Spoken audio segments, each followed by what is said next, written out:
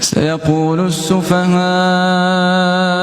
من الناس ما ولاهم عن قبلتهم التي كانوا عليها قل لله المشرق والمغرب يهدي من يشاء إلى صراط مستقيم.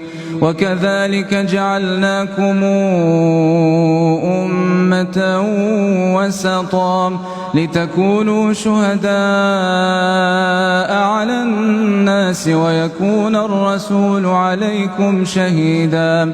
وما جعلنا القبلة التي كنت عليها إلا لنعلم من يتبع الرسول ممن ينقلب على عقبيه وإن كانت لكبيرة إلا على الذين هدى الله وما كان الله ليضيع إيمانكم إن الله بالناس لرؤوف رحيم.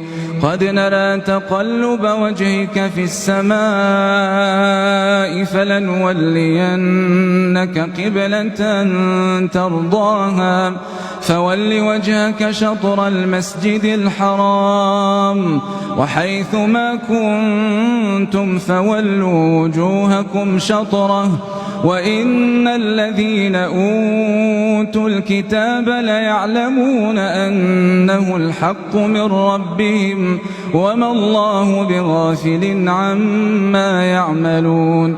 ولئن أتيت الذين أوتوا الكتاب بكل آية ما تبعوا قبلتك وما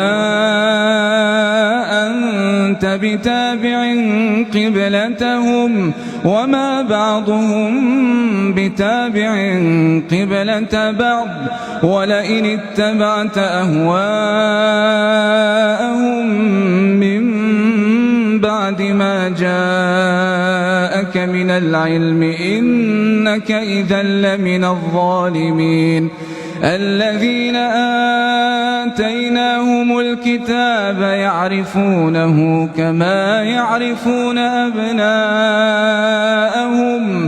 وإن فريقا منهم ليكتمون الحق وهم يعلمون الحق من ربك فلا تكونن من